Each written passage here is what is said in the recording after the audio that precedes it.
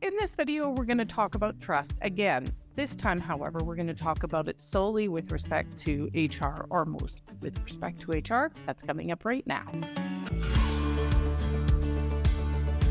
Hi there, I'm Andrea Adams. I'm the host of the HR Hub. We're going to talk about HR here, so if that's what you've come for, you're in the right place. I encourage you to subscribe to the show or podcast to keep learning from my guests. Today, my guest is again Ila Edgar.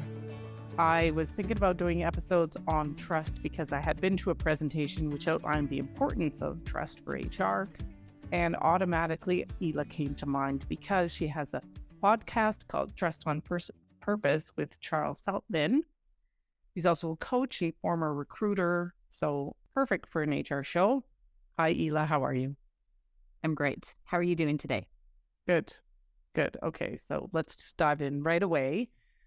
And maybe I asked you this a little bit in the last episodes. Why do you think trust is so important to HR? What I know to be true from many of the HR professionals that I have worked with, led, interacted with, I think many of the people that are called to HR are called to HR because they care. They care about other human beings. They care about humans, people excelling in their careers, doing well, being supported, being made correctly. You know, these things that are functions in the world of HR. What I think in my own personal experience through years and years of living, breathing HR, and now with people that I coach, is that I think unintentionally there are systems, processes, behaviors that cause assessments of mistrust. If that happens, how likely am I going to be to come to you for help, support, resources, learning, whatever that may be? Mm-hmm. And so the reason why trust is so important is because I need to be able to come to you. I need to be able to come to you for whatever reason it is and be held with care, with competence, with sincerity, and with reliability. Sometimes people come to HR with expectations of HR that we can't deliver on because, we have to remain compliant with the legislation, or the system doesn't do it, or it takes a zillion more steps than the person coming to us realizes. How do you deal with that? I'm going to take that back to the quadrant of care. Okay. So, and I'm trying to think of an example off the top of my head. Let's just use a recruitment example. I mean, sure. Yeah. Someone comes to me and says, I need an IT specialist and I know the guy. I want to hire that guy. No, that never happens, Andrea. That never happens. You know what? You know what else? Oh my God. That guy just happens to be my brother. And HR and I'm going inside going, oh no, oh no. Oh gosh, no. Right. Yeah, that's a great example. So I would say, number one, helping the other person, the person that's come to you, here's the process. So not just explaining it transactionally, but now here's the context of why it's important. Here's the context of what happens if we don't follow this process. Mm-hmm. So here's how I can support you. Here's what I can do. Here's what I'm not able to do because of insert appropriate context. And I am here to support you to get the right person and the right candidate. That doesn't necessarily mean it's going to be that person that you have in mind. It's not necessarily going to be your brother. No. Yes. And sometimes that becomes, that person's story to say, go out and tell the other, they're a great person, and HR, they're so lame, they let him go. I'm going to come back about 10,000 feet for a second and talk about this is why operationalizing trust in an organization is so important. So what if we had a behavior or two that we all agreed to, that we all held each other accountable to because we cared about building more trust and not building greater distrust. So one of those behaviors might be in the domain of care and sincerity, that I come and talk to you, I don't talk about you. So if that were a behavior and said hiring manager were waddling around the virtual hallway saying that HR, I can't trust them to hire the people I want. Yeah. Then whoever he's having that conversation with could say, sounds like that's a conversation for you to have with Andrea or your HR person, because talking about them isn't what we agreed to do as an organization. Yes. Now, if we don't have that in place, then what? Because most organizations, I've never heard of an organization that has that kind of framework in place for conversations. Then what do you do? Then it's still, the possibility is that sounds like a conversation you need to have with, or you as the HR professional, I understand you have some concerns and we talk about them. Can you please come to me so that you and I can navigate this together, rather than you telling other people about concerns you have with me? Yeah. Sometimes their concerns are utterly valid. Absolutely. Right. And here's the other tricky thing that intersects with how we build trust. As an example, I have a value of generosity. So when I put my generosity goggles on, which I have them on most of the time, it's really easy for me to look at different situations. So it's like, well, of course we would do that. And I make a collective decision based on my values and my perception. Let's say you and I are collaborating on something. Well, you don't necessarily have a value of generosity. Maybe you have one of work-life balance or order or process or whatever it might be. I'm going to have an assessment about you not being generous. But if I don't come and talk to you about it and normalize that it's okay that you don't have the same value as I do, and so we're having a little bump here, help me understand where you're coming from. Oh, I get it. So we can still have our own individual values and navigate and build trust. I don't have to live in my not very nice assumptions or assessments of you and your behavior. You can actually find out why. Yeah. If we think about HR at a macro level, like, so now not just me, but all of HR, how can all of HR build trust with all of the organization? Okay, so two different distinctions too, right? There's the people that live and work in HR. And as I said earlier, I believe 99.9% of them really have a lot of care, or they wouldn't be in that profession. The other distinction is the systems and processes, and they're separate. And yet they get collapsed. Yes. And I make an assessment about you based on the systems and processes. So let me give this one an example from real life. How many times have you applied for a job? You love the organization. You've done your research. You're super excited. You click submit after spending hours and you never hear anything. It must be half the time. I would say probably even more than half. Yeah.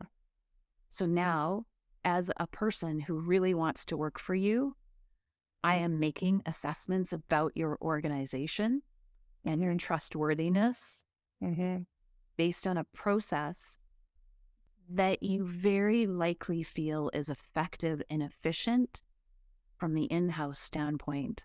But is it impacting people and helping them build trust around wanting to work for you? Or is it unintentionally saying, causing people to assess, I never heard anything. They don't care. They say they're going to get back to you, so now they're not reliable. They're not sincere, and I have no way to measure competence. And sorry, there's this other saying that I know I'm very careful that I don't use it. Trust the process, right? No, go ahead. Spend hours applying online for a job. Just trust the process. If you're the right candidate, you're going to get through. You'll get an interview. bullshit. If we think about it internally, to build trust with the organization and the people we're basically serving. In our last episode, we talked about that quadrant of care being the most important. And as HR professionals, again, I think most people come into the profession because they do care about other people. They want to help them do good work. Mm-hmm. So are you intentionally coming from a place of care? Are you validating someone else's experience? Not saying like agreeing with it, but are you creating space for someone to say, I'm really upset about this, or I'm really frustrated by this, or I'm super excited about this, and not dismissing their experience, but validating. What do you need from me in this moment? I hear your frustrations. Here's what I can do, and here's what I can't do. Here's what my commitment is to you. And then make sure you follow through. Yeah. And I hate to pick on recruitment, but even as simple as, we're gonna have a decision made by this date. You'll hear from us by Friday at the latest. Midweek comes, Thursday comes, Friday comes, Saturday, Sunday, Monday, Tuesday, Wednesday, the year 2027. Don't promise something that you can't deliver. Or you don't plan on delivering. Because now I don't think you care. I don't trust your reliability, and I don't trust your sincerity.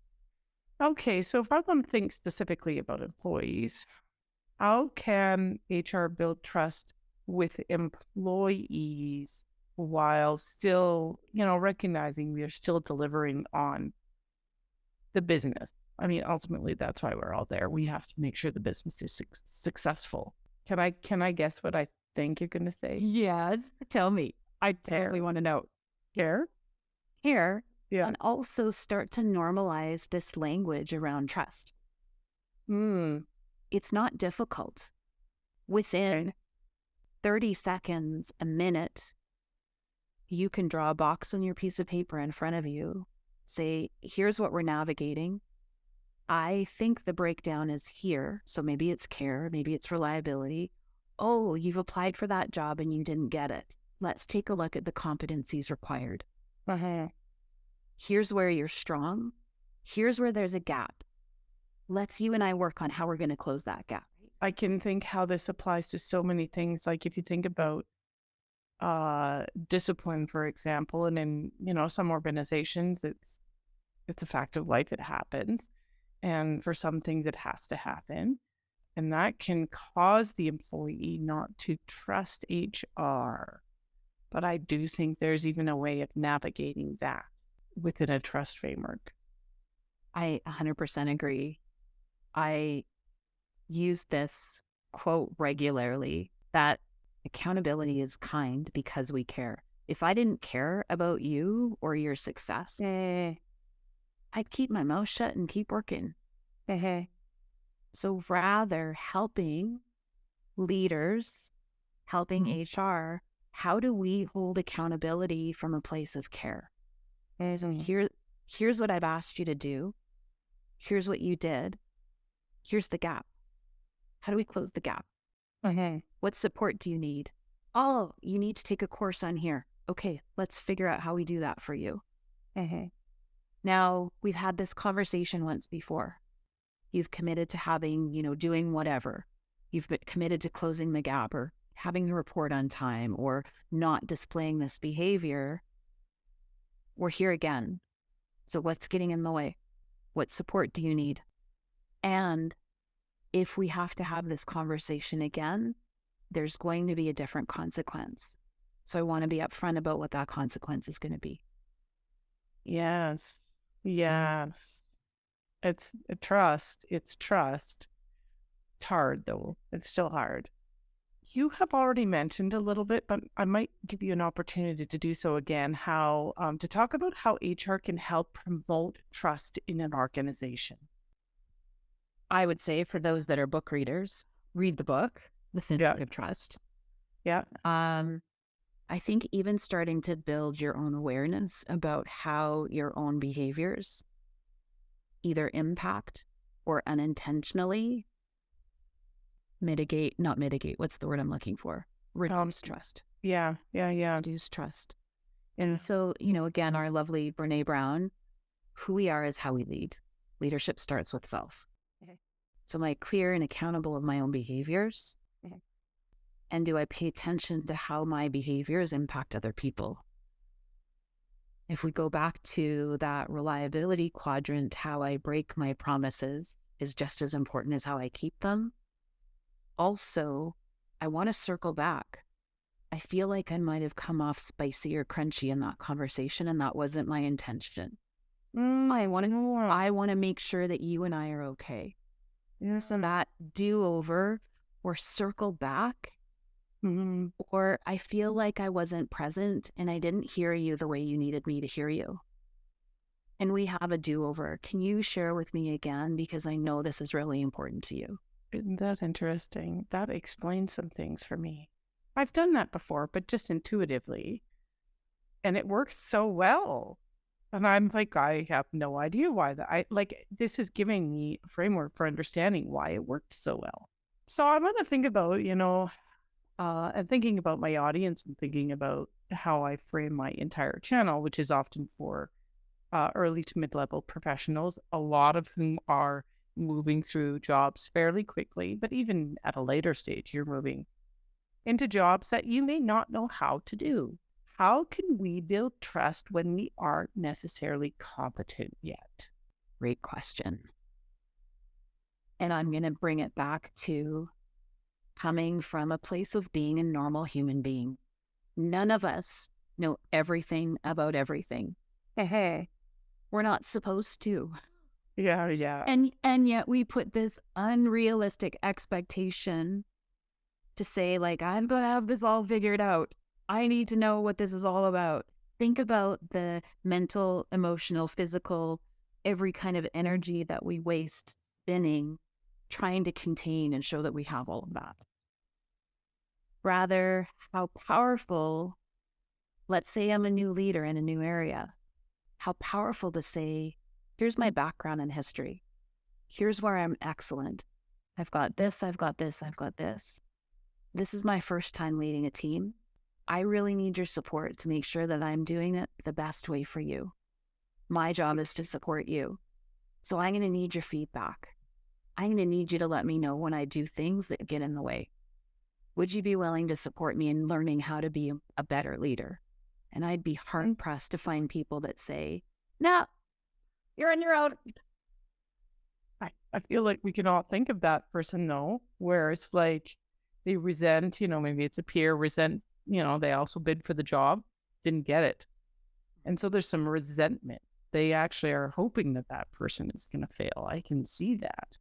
But then I think, again, it's that trust conversation, isn't it?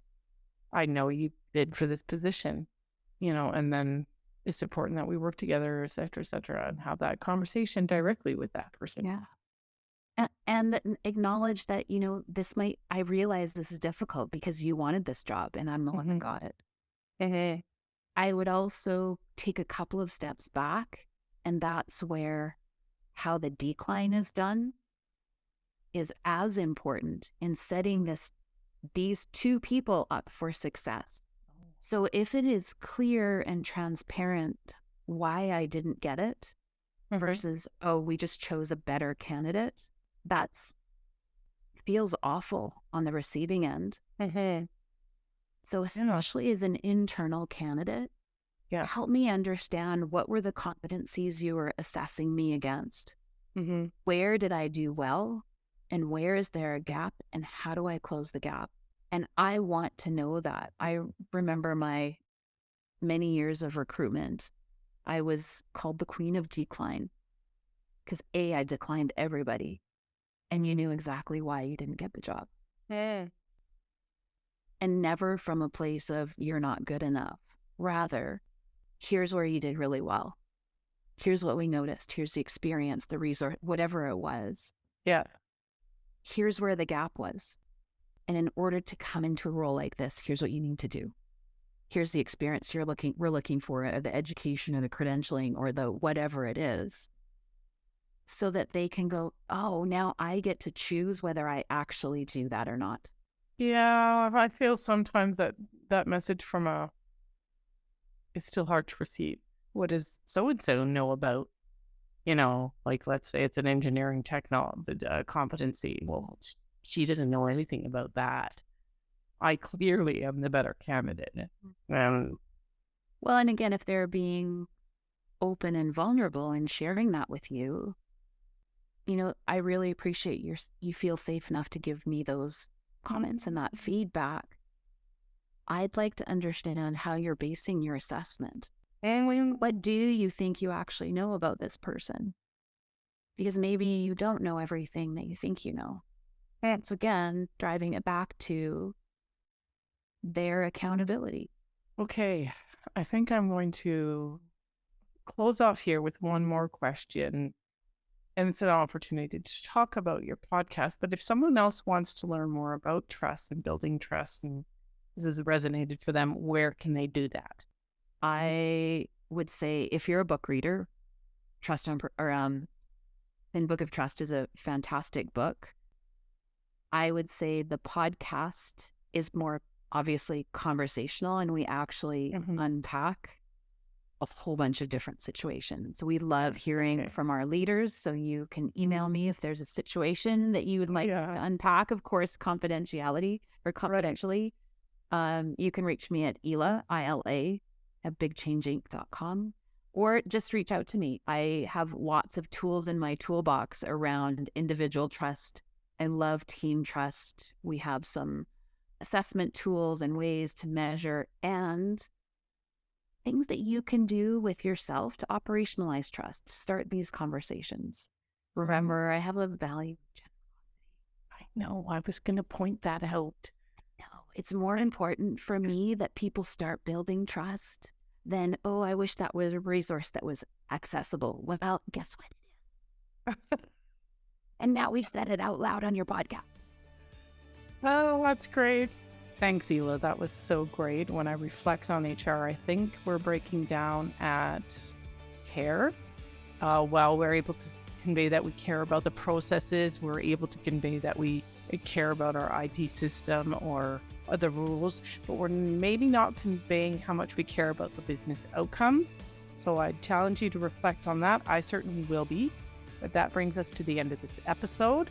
Ila and I did an introductory episode about trust, and the link to that's right here. Thanks for watching out there. We'll see you next time.